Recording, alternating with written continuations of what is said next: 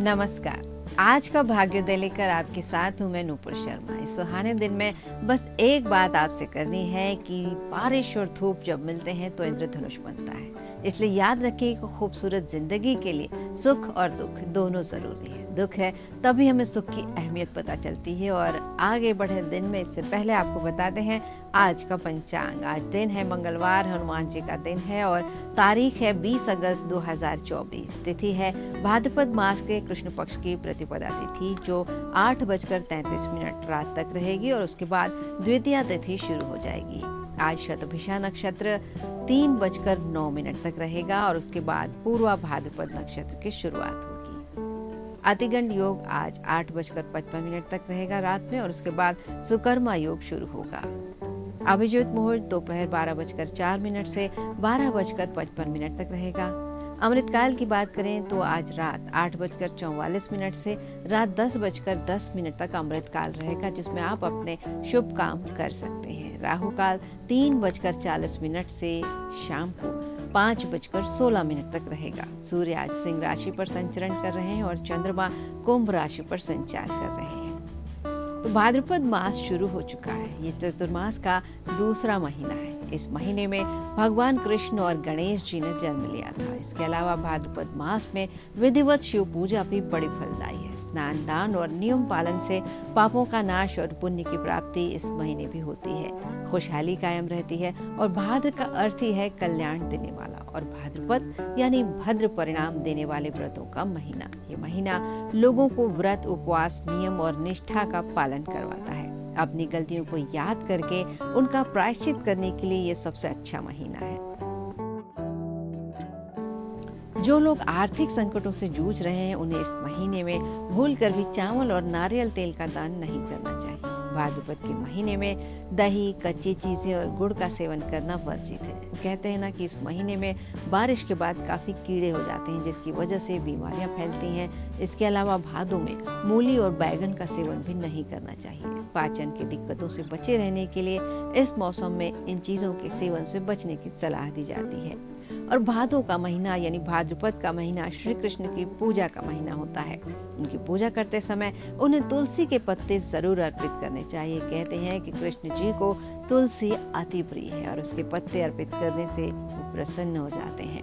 जिन लोगों को संतान सुख नहीं है उन लोगों को इस माह या तो कृष्ण का जन्म उत्सव मनाना चाहिए या कृष्ण जी के जन्मोत्सव में शामिल होना चाहिए। देश में जगह जगह धूमधाम से इस दिन जन्मोत्सव मनाया जाता है और इस महीने में आत्मविश्वास को बढ़ाने के लिए श्रीमद् भगवद गीता का पाठ भी बहुत शुभ परिणाम देता है। भाद्रपद महीने में लड्डू गोपाल और शंख की स्थापना यदि घर में की जाती है तो उससे भी धन संपन्नता आती है। लेकिन लड्डू गोपाल की प्रतिदिन सेवा करनी होती है, इसे ध्यान में रखकर ही उनकी स्थापना करें। अगर पूरे महीने श्री कृष्ण को पंचामृत से स्नान कराया जाता है तो तमाम तरह की मनोकामनाएं पूरी की जा सकती हैं। भाद्रपद के महीने में दान पुण्य का बहुत महत्व है, इसलिए पूरे महीने अपनी सामर्थ्य के हिसाब से दान करते रहना चाहिए। लेकिन इस महीने में ध्यान रखें कि दूसरों से उधार लेने से बचें।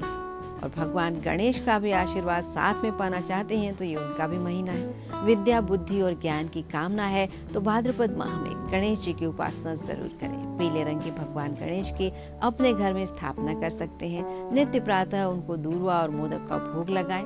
पूरे महीने सात्विक रहें और हर प्रकार की बाधा का इससे नाश हो सकेगा। और भाद्रपद महीने के हर रविवार बहुत खास होते हैं। इस दौरान सूर्य की आराधना करने से आत्मविश्वास बढ़ता है, नौकरी और व्यापार में सफलता मिलती है, हमारा तेज बढ़ता है। इसलिए इस महीने के सभी रविवार को सूर्य को जल चढ़ाएं और नमक का सेवन ना करें। साथ ही इस दौरान अपने बाल ना कटवाएं। और मनुष्य हो या पशु पक्षी, आजादी हर किसी को प्यारी होती है। कोई बंधन, कोई रोक टोक हर किसी को बुरी लगती है। लेकिन हमारी वास्तविक परेशानियां तभी शुरू होती हैं क्योंकि जब हम आजाद हो जाते हैं तब सारे निर्णय हमें लेने होते हैं और उनकी जिम्मेदारी भी हमें ही लेनी पड़ती है, फिर चाहे वो अच्छी बात हो या बुरी बात हो। फिर ये कैसे जाने कि कौन कितना आजाद ख्याल है? तो राशियां जातकों के कहे अनकहे सीक्रेट भी बताती हैं। ज्योतिष शास्त्र के अनुसार हर राशि का अपना एक विशेष महत्व होता है, एक प्रकृति होती है, एक गुण होता है। राशियों से किसी व्यक्ति के स्वभाव, यहाँ तक कि उसके व्यक्तित्व के बारे में भी जाना जा सकता है। हर एक राशि किसी न किसी ग्रह का प्रतिनिधित्व करती है और उस ग्रह का प्रभाव उस राशि के जातकों पर भी पड़ता है। ग्रहों के प्रभाव से ही कुछ राशि के जातक हंसमुख होते हैं तो कुछ गुस्सैल, कुछ पारंपरिक और कुछ एडवांस। राशियों की बात करें तो धनु राशि वाले लोग अपने प्रेम जीवन में बड़े आजाद ख्याल और बड़े दिल वाले होते हैं। इसके अलावा इस राशि के जातक धार्मिक प्रवृत्ति के भी पाए जाते हैं। साथ ही काफी बुद्धिमान होते हैं, अपने स्वभाव से ईमानदार, सच्चे और विश्वास योग्य होते हैं। लेकिन कभी कभी धनु राशि के जातकों को बहुत अधिक गुस्सा आता है और ये आक्रामक भी हो जाते हैं। ये अच्छे अध्यापक और दार्शनिक बन सकते हैं।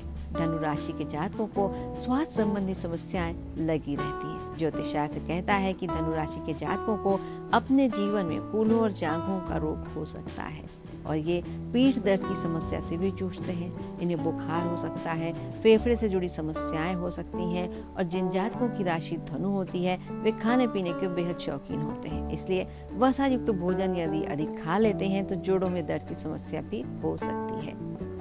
इस राशि के जातक आशावादी होते हैं और धनु लग्न के लोग जो होते हैं स्वभाव से अच्छे, हंसमुख और आध्यात्मिक होते हैं। प्रतिकूल परिस्थितियों में अपना संयम नहीं खोते हैं। कई बार दूसरे लोग अनजाने में इन्हें गलत समझ लेते हैं क्योंकि ये बातचीत में जल्दबाजी करते हैं। ये उत्साही भी होते हैं, प्रेरणादायक भी होते हैं, लेकिन बहुत खर्चीले भी होते हैं। जीवन जीने के प्रति इनका नजरिया पॉजिटिव और एनर्जेटिक होता है। वहीं अचानक और अप्रत्याशित परिवर्तन का ग्रह यूरेनस भी स्वतंत्रता और मौलिकता का प्रतीक है। अगर चंद्रमा कमजोर हो, ग्रहण योग में हो तो इंसान निर्णय नहीं ले पाता, किसी काम में आगे नहीं रह पाता, यानी आगे बढ़कर किसी काम की अगुवाई नहीं कर पाता। निर्णय लेने में उसे दूसरों की सलाह लेनी पड़ती है। और शनि को भी पारंपरिक रूप से स्वतंत्रता और स्वायत्तता का प्रतिनिधित्व करने वाला ग्रह माना जाता है। जन्म कुंडली में शनि की स्थिति और पहलू चुनौतियों और सीमाओं का संकेत देते हैं, लेकिन स्वतंत्रता और आत्म अनुशासन प्राप्त करने की क्षमता को भी दर्शाते हैं। कुंडली में शनि के पहलू और स्थान ये बता सकते हैं कि आप प्रतिबंधों से कहां तक संघर्ष कर सकते हैं और शनि के सकारात्मक गुणों, जिम्मेदारी, सीमाएं, आत्मनिर्भरता को विकसित करने के लिए काम करने से आप उन सीमाओं को दूर कर सकते हैं जो आपको रोकती है। शनि द्वारा शासित गतिविधियों जैसे ध्यान, संगठनात्मक कार्य और व्यावहारिक कौशल पैदा करना फायदेमंद हो सकता है। और ज्योतिषी उपाय करके आप अपनी किस्मत में सुधार कर सकते हैं, जीवन में सफलता प्राप्त कर सकते हैं। तरक्की में बाधा आ रही है, रुकावट आ रही है, व्यापार में, काम में लगातार घाटा हो रहा है, धन की देवी माँ लक्ष्मी प्रसन्न नहीं हो रही हैं, तो उपाय करिए। इसके लिए गुरुवार के दिन एक पीले कपड़े में पीले रंग के फूल, पीले रंग की मिठाई रखकर लक्ष्मी नारायण को चढ़ाना चाहिए। इससे किस्मत चमकने लगती है और ये उपाय दुर्भाग्य को भी दूर करता है। फेंग शुई प्राकृतिक दुनिया से जुड़ा हुआ एक महत्वपूर्ण शास्त्र है। वास्तुशास्त्र की तरह फेंग शुई में भी जीवन से जुड़ी कई अहम जानकारियां दी गई हैं और बहुत से लोग इसके उपाय करते हैं। पक्षियों की तस्वीर और मूर्तियों से घर को सजाते हैं। तो घर की दीवार पर यदि पक्षियों की तस्वीर लगाते हैं तो उसके क्या मायने होते हैं और पशु पक्षी पालते हैं तो क्या होता है, ये भी जान लेते हैं। मोर हमारा राष्ट्रीय पक्षी है। इसे मयूर, पीकॉक जैसे सुंदर नाम दिए गए हैं और दिखने में तो ये अपने नाम से भी कई गुना अधिक सुंदर होता है। हमारे देवी देवताओं को भी मोर बहुत पसंद है। माँ सरस्वती, श्री कृष्ण, माँ लक्ष्मी, इंद्र, कार्तिकेय और श्री गणेश सभी को मोर किसी न किसी रूप में प्रिय है। कृष्ण को आमतौर पर उनके सिर पर मोर पंख सजाए हुए दिखाया जाता है। कार्तिकेय सुब्रमण्यम मोर की सवारी करते हैं। युद्ध के हिंदू देवता कार्तिकेय, जिन्हें मुरुगन या स्कंद भी कहा जाता है, मोर को अपने वाहन के रूप में साथ रखते हैं। मोर को भारत का राष्ट्रीय पक्षी इसीलिए चुना गया है क्योंकि ये पूरे देश में पाया जाता है। सुंदरता के साथ साथ ज्ञान और धन का प्रतीक है। मोर की तस्वीर घर में लगाने से पॉजिटिव एनर्जी मिलती है जो हमारे लिए फायदेमंद होती है। घर में मोर पंख लगाना भी पॉजिटिविटी को आकर्षित करता है। ये सुंदरता, सुरक्षा, नई शुरुआत और मर्दानगी के प्रतीक है। अगर मोर के बारे में सपने आते हैं, सकारात्मक आते हैं, तो ये नवीनीकरण और विकास से जुड़े होते हैं। मोर का दिखना भी बहुत अच्छा संकेत है जो आत्म प्रेम और स्वीकृति का प्रतिनिधित्व करता है। मोर के विषय में माना जाता है कि किसी भी जगह की बुरी शक्तियों और प्रतिकूल चीजों के प्रभाव से बचा कर रखता है। इसलिए लोग घर में खूबसूरत मोर पंख सदा लाकर रखते हैं। मोर पंख की जितनी महत्ता भारत के लोगों के लिए है, उतनी शायद ही किसी और के लिए हो। मोर पॉजिटिव ऊर्जा को लाने और नकारात्मक ऊर्जा को दूर करने में सबसे अधिक प्रभावशाली है। हिंदू धर्म में मोर को धन की देवी लक्ष्मी और विद्या की देवी सरस्वती के साथ जोड़कर देखा जाता है। लक्ष्मी सौभाग्य, खुशहाली, धन धान्य और संपन्नता के लिए पूजी जाती हैं और सरस्वती ज्ञान और बुद्धि के लिए। मोर पंख के प्रयोग से लक्ष्मी की विशेषताओं को हासिल किया जा सकता है और सरस्वती को भी प्रसन्न किया जा सकता है। मोर पंख के साथ साथ बांसुरी घर में रखने से रिश्तों में प्रेम रस घुल जाता है। बौद्ध धर्म के अनुसार मोर अपने सारे पंखों को खोलकर नाचता है। इस प्रकार उसके पंख विचारों और मान्यताओं में खुलेपन के प्रतीक हैं। ईसाई धर्म में मोर के पंख अमरता, पुनर्जीवन और आध्यात्मिक शिक्षा से संबंधित माने जाते हैं। इस्लाम में इसके पंख जन्नत के दरवाजे के बाहर के अद्भुत शाही बगीचे के प्रतीक हैं। कई देशों में मोर के पंखों को अध्यात्म के साथ साथ जोड़ा जाता है। ये पंख घर में रखने से कीड़े मकोड़े और छिपकलियां दूर रहती हैं। इनके पंखों में नवग्रहों का वास होता है और इसमें सभी देवी देवता रहते हैं। इसे लेकर शास्त्रों में संध्यासुर की एक कथा आती है, जो बहुत शक्तिशाली और तपस्वी था। ब्रह्मा और शिव जी को प्रसन्न करके उसने कई वरदान और शक्तियां पाली थी, लेकिन गुरु शुक्राचार्य के कारण वो देवी देवताओं का शत्रु बन गया था और भगवान विष्णु के भक्तों को सताने लगा। फिर उसने स्वर्ग पर आधिपत्य कर लिया, देवताओं को बंदी बना लिया। जब देवता किसी भी तरह संध्या को नहीं जीत सके तो उन्होंने एक योजना बनाई। योजना के अनुसार सभी देवी देवता और नवग्रह एक मोर के पंखों में विराजित हो गए। अब वो मोर बहुत शक्तिशाली हो गया। वो इतना विशाल हो गया कि उसने संध्यासुर का वध कर डाला और तभी से मोर पूजनीय है और पवित्र माने जाने लगा। अगर विधि पूर्वक मोर पंख को स्थापित किया जाए तो घर के वास्तु दोष दूर होते हैं और कुंडली के सभी 9 ग्रहों के दोष भी शांत होते हैं। यदि घर का द्वार गलत या वास्तु विरुद्ध हो तो द्वार पर 3 मोर पंख स्थापित करके इसे संतुलित किया जा सकता है। और ग्रहों की बात करें तो सूर्य के लिए रविवार का दिन होता है। इस दिन 9 मोर पंख खरीदें, इसके नीचे की ओर मैरून धागा बांधें, एक थाली में पंखों के साथ 9 सुपारी रखें और गंगा जल छिड़कते हुए 21 बार ओम सूर्याय नमः जाग्रय स्थापय स्वाहा इस मंत्र का जाप करें। फिर 2 नारियल सूर्य देव को अर्पित करें। सोमवार का दिन है तो 8 मोर पंख खरीद कर लाएं और उसके नीचे सफेद धागा बांधकर थाली में रखें। थाली में 8 सुपारी भी रखें और 21 बार मंत्र जाप करें और हर बार गंगा जल छिड़कें। मंत्र है ओम सोमाय नमः जाग्रय स्थापय स्वाहा। पान के पत्ते और बर्फी का प्रसाद चंद्रमा को चढ़ाएं। मंगलवार का दिन है, मंगल ग्रह को प्रसन्न करना है तो 7 मोर पंख खरीद कर लाएं और उनके नीचे की ओर लाल धागा बांधकर उन्हें जोड़ लें। इसे थाली में रखें, साथ में 7 सुपारी रखें और 21 बार गंगा जल छिड़कते हुए हर बार ओम भूपुत्राय नमः जाग्रय स्थापय स्वाहा इस मंत्र का जाप करें।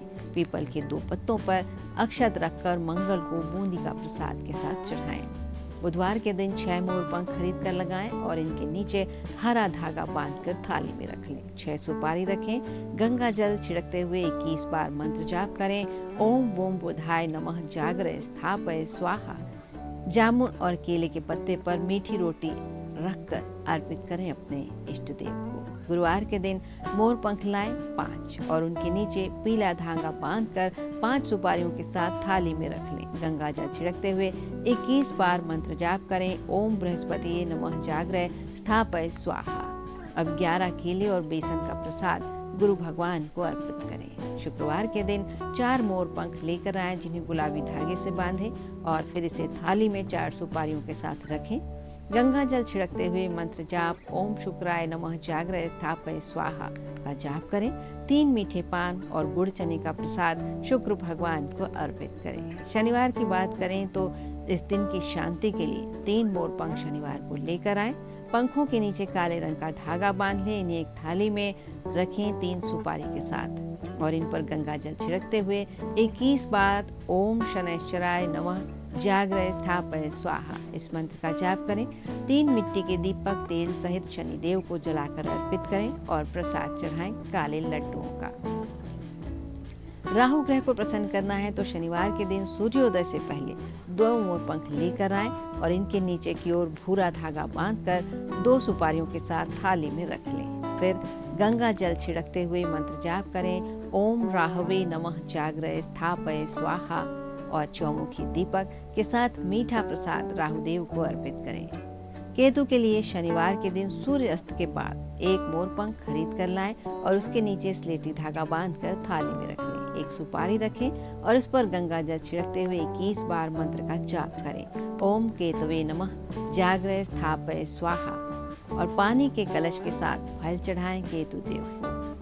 स्वप्न में मोर देखना भी बहुत शुभ माना जाता है। ये जीवन में आने वाली किसी खुशी की प्राप्ति का संकेत माना जाता है। अगर मोर मोरनी की जोड़ी एक साथ दिखाई दे तो विवाहित जातकों के लिए बहुत शुभ होता है। स्वप्न में मोर अगर जमीन में बैठा दिखाई दे तो दुर्भाग्य का सूचक होता है, जिस वजह से लगी लगाई नौकरी और काम छूट सकता है। मोर का आना हमेशा ही शुभ फलदायी होता है। अगर घर की छत पर मोर आए तो खुश हो जाइए, क्योंकि ये एक शुभ संकेत है। घर की छत पर मोर को नाचते हुए देखना बहुत ही मनोरम दृश्य होता है और साथ ही इसे अच्छे भाग्य के लिए अच्छा माना जाता है। अगर जाता हुआ मोर दिखता है तो घर में मंगल कार्य होने का संकेत माना जाता है। घर में मोर की तस्वीर लगाना शुभ होता है। मोर की तस्वीर को पॉजिटिविटी का प्रतीक माना गया है। घर में कलह का माहौल है तो मोर की तस्वीर लगानी चाहिए। मोर की तस्वीर लगाने से घर के वास्तु दोष खत्म हो जाते हैं। मोर स्वयं भगवान कृष्ण का एक रूप है और मोर पंख पहनने या रखने से कोई भी उनका आशीर्वाद पा सकता है, अपने जीवन में समृद्धि और शांति ला सकता है। मोर अपनी सुंदरता और हवा में आसानी से उड़ने की क्षमता के लिए भी जाना जाता है। तो ये थी हमारे राष्ट्रीय पक्षी मोर के कुछ ज्योतिषीय बातें। अब आज का उपाय भी जान लीजिए। घर के मंदिर में प्रतिदिन ईश्वर के समक्ष कपूर का दीपक जलाना चाहिए। उस उपाय को करने से घर की नेगेटिव एनर्जी दूर होती है और साथ ही रोजाना पानी में कपूर के तेल की कुछ बूंदें डालकर स्नान करने से भी लाभ मिलता है। नारियल के तेल में कपूर मिलाकर रख लें तो उसका तेल तैयार हो जाता है और इसे जब आप दिया जलाते हैं तो पूरे घर में घुमाएं, उससे पूरे घर की नेगेटिविटी दूर होगी।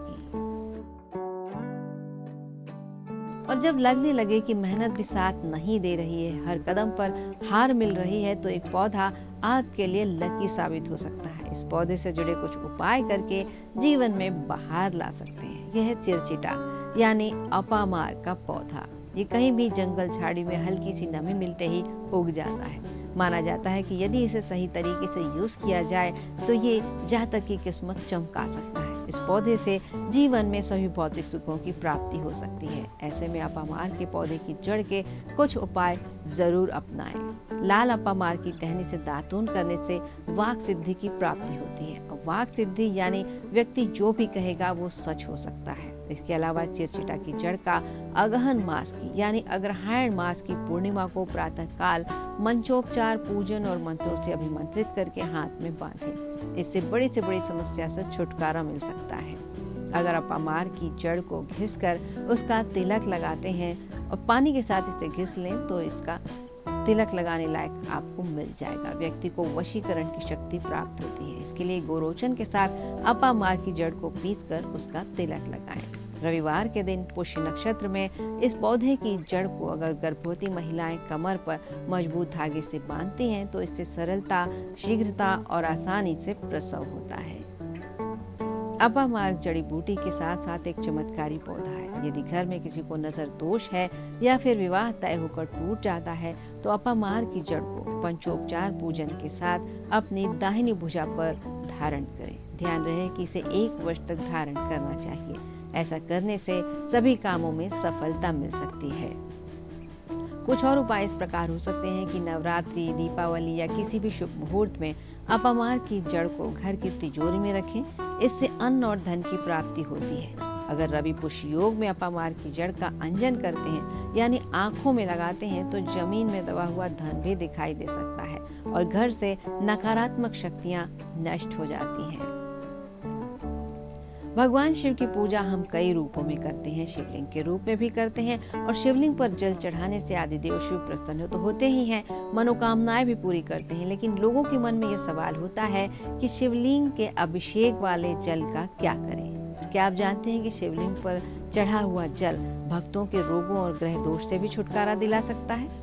शिव पुराण के अनुसार शिवलिंग पर जल चढ़ाने से पुण्य फलों की प्राप्ति होती है, सांसारिक सुखों की प्राप्ति भी होती है, मोक्ष की प्राप्ति भी हो सकती है और शिवलिंग पर चढ़ा हुआ जल भगवान के चरणामृत का होता है। इससे शिवलिंग अभिषेक का जल प्रसाद के रूप में ग्रहण करना चाहिए। शिव पुराण के अनुसार शिवलिंग का जल पीने से जातक कई प्रकार के रोगों से मुक्त हो सकता है। इस जल को चढ़ाने के बाद उस जल को सबसे पहले अंगुलियों में लेकर आंखों पर लगाएं, गले में लगाएं, माथे पर लगाएं, कंधों से छुआएं और हृदय पर लगाएं। माना जाता है कि इससे ग्रह दोष और रोगों से छुटकारा मिल सकता है। यदि कोई व्यक्ति काफी लंबे समय से बीमार है या किसी खास असाध्य रोग से पीड़ित है तो उसे भी इस जल को पिला सकते हैं। इससे वो जल्दी ठीक हो सकता है। वास्तुशास्त्र के अनुसार हमेशा उत्तर दिशा की ओर मुख करके शिवलिंग पर जल अर्पित करना चाहिए और शिवलिंग का जल पीते समय ये ध्यान रखें कि वो किसी के पैरों पर ना गिरे। साथ ही इस जल को पीते समय शिवलिंग को स्पर्श भी नहीं करना चाहिए, नहीं तो इसका फल नहीं मिल पाता है। नवग्रहों का जीवन पर गहरा असर पड़ता है। कुंडली में इनकी स्थितियां करियर, व्यवसाय और जीवन सभी को प्रभावित करती हैं। इसी कारण से बिजनेस में कभी लाभ तो कभी नुकसान होता है। यदि लाख कोशिशों के बाद भी व्यापार में लाभ नहीं हो रहा है तो कुछ आसान उपाय आपके व्यापार की बाधाएं दूर कर सकते हैं। व्यापारियों को ओम श्री गणेशाय नमः या ओम नमः शिवाय मंत्र का प्रतिदिन जाप तो करना ही चाहिए। इससे गणेश जी के साथ भगवान शंकर और बुध ग्रह का आशीर्वाद मिलता है और व्यापार में तरक्की होती है। इसके अलावा भी कुछ चीजें करके आप अपने व्यवसाय में वृद्धि कर सकते हैं, व्यवसाय की उन्नति कर सकते हैं। माता लक्ष्मी के साथ कुबेर की पूजा करें तो इससे आर्थिक लाभ मिलता है। साथ ही भगवान कुबेर के आशीर्वाद से व्यापार में तरक्की मिलती है। अगर भगवान कुबेर की पूजा की जाती है तो जीवन में कभी भी किसी प्रकार की आर्थिक तंगी नहीं आती है। और पूजा करते समय दीपक या धूप बत्ती जरूर जलाएं। इससे सकारात्मक ऊर्जा को भी बढ़ावा मिलता है। ज्योतिष शास्त्र के अनुसार ग्रहों की ऊर्जा का उपयोग करके जीवन में सकारात्मक ऊर्जा को बढ़ाया जा सकता है। इसके लिए रत्न भी उपयोगी होते हैं। इनकी मदद से ग्रहों के नेगेटिव इफेक्ट को बेअसर कर व्यावसायिक संभावनाओं को बढ़ाया जा सकता है। इसके लिए जन्म कुंडली के आधार पर विशेष रत्न पहनना चाहिए। यदि नेतृत्व संबंधी गुणों का विकास करना चाहते हैं तो ज्योतिषी की सलाह से रूबी पहना जा सकता है। संचार कौशल बढ़ाने के लिए पन्ना पहना जा सकता है। ये रत्न जीवन में नए अवसर बढ़ाते हैं, लेकिन इन्हें किसी ज्योतिषी की सलाह से ही पहने। ज्योतिष शास्त्र के अनुसार ग्रहों के शुभ फल और ग्राहकों को आकर्षित करने के लिए व्यापारियों को व्यवसाय से जुड़े ग्रहों और देवताओं का सप्ताह में एक दिन उपवास रखना चाहिए। इससे अनुकूल परिणाम मिल सकते हैं। उदाहरण के लिए यदि गुरुवार को उपवास रखते हैं तो व्यापार में वृद्धि होती है, समृद्धि आती है, क्योंकि ये भगवान विष्णु से जुड़ा हुआ है। करियर और बिजनेस में ये बाधाएं किसी न किसी परेशानी का सबब तो बनती हैं। इसके लिए रविवार का दिन फायदेमंद हो सकता है और रविवार के दिन कुछ काम करने से आप इस दिशा में लाभ पा सकते हैं। अगर अपने बिजनेस या करियर में तरक्की चाहते हैं तो रविवार को सुबह ब्रह्म मुहूर्त में उठें। हर रविवार सुबह ब्रह्म मुहूर्त में उठकर सूर्यदेव को नहा धोकर जल चढ़ाएं और उन्हें इस रविवार के दिन अर्घ्य देना बहुत अच्छा माना जाता है, क्योंकि ये उनका अपना दिन होता है। और सूर्य के मंत्रों का जाप इस दिन जरूर करें। आदित्य हृदय स्तोत्र का पाठ करें तो इससे सूर्य देव के सभी लाभ मिल सकते हैं। रविवार के दिन सूर्य पूजा से व्यावसायिक समस्याएं आसानी से दूर हो जाती हैं। रविवार के दिन काम में आने वाली बाधाओं को दूर करने के लिए सुबह सुबह मछलियों को आटा खिलाएं। रविवार के दिन नीले और काले रंगों का प्रयोग नहीं करना चाहिए। काले या नीले कपड़े पहनने से कुंडली में सूर्य की स्थिति खराब हो सकती है। सूर्य देव को ऊर्जा और जीवन शक्ति का स्रोत माना जाता है, इसलिए वे काम पाने के लिए सूर्य देव की हम पूजा करते हैं।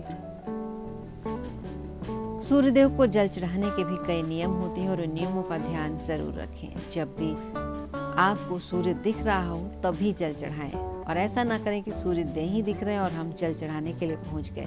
जब सूर्य दिखते हैं और तब हम जल देते हैं तभी उनकी ऊर्जा का हमें पूरा लाभ मिल पाता है। जल चढ़ाते वक्त हमेशा तांबे के लोटे का इस्तेमाल करें। सूर्य को जल देते समय अपना मुख पूर्व दिशा की ओर रखें।